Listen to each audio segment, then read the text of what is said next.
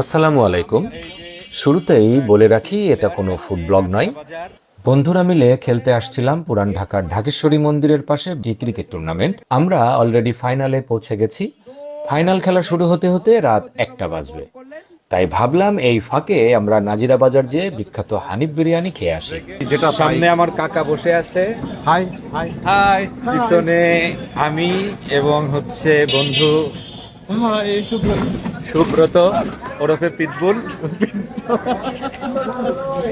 So, আমরা এখন পুরান ঢাকার সেই রঙিন অলিগলি দিয়ে ঢুকছি।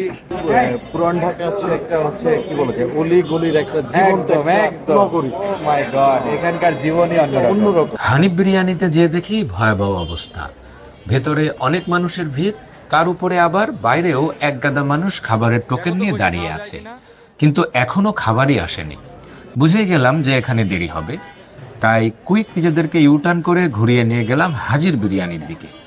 সেখানেও একই অবস্থা, কিন্তু এখানে ব্যাপার হচ্ছে খাবার অ্যাভেলেবেল আছে এবং ভোজন রসিকরা বসে বসে সে খাবার উপভোগও করছে। প্রতিটা টেবিলে অলরেডি মানুষ ঘাড়ের উপর দাঁড়িয়ে টেবিল বুক করে রেখেছে। একজনের খাবার শেষ হলেই তারা টুক করে বসে পড়বে। আমিও খুঁজে বের করলাম কোন টেবিলে এভাবে বুক করা যায়। খুঁজতে খুঁজতে পেয়ে গেলাম। 10-15 মিনিট অপেক্ষা করে অবশেষে 3 জন বসার সুযোগ পেলাম। কিছুক্ষণের মধ্যেই আমাদেরকে খাবার সার্ভ করা হলো। এটাই আমার প্রথম হাজির বিরিয়ানি তাদের হোটেলে বসে উপভোগ করা।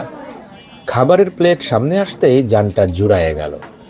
ধবধবে সাদা ভাত আর তার ভাজে ভাজে মাংস উকি দিচ্ছে। দারুণ একটি সুবাস পাচ্ছি। দেখে মনে হচ্ছে কোনো রকম মশলা ছাড়াই রান্না হয়েছে। ঝামেলা এড়ানোর জন্য আমরা আগেই একটা এক্সট্রা প্লেট অর্ডার করে রাখলাম। খেলে এসেছি, তাই পেটে বেশ ক্ষুধাও আছে। অনেক বছর পর আবার হাজির বিরিয়ানি খাওয়ার সুযোগ হচ্ছে আজকে। আসলে লাস্ট কবে খেয়েছি আমার মনে নেই, তাই খাবারের প্রথম লোকমাটা গালে দিতেই বুঝতে বাকি রইল না কেন হাজির বিরিয়ানি এখনো দেশ সেরা।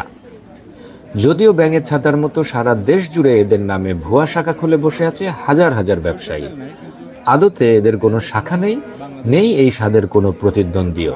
মাঝে মাঝে মনে হয় পরিবার নিয়ে আসি, কিন্তু এই হ্যাসেলের কথা চিন্তা করলে আর আসতে মন চায় না। যাই হোক, আমরা আমাদের খাবার উপভোগ করতে শুরু করলাম। হাজির বিরিয়ানি শেষ করে আমরা আগেই ঠিক করে রেখেছিলাম বিউটি লাচ্ছি খাবো।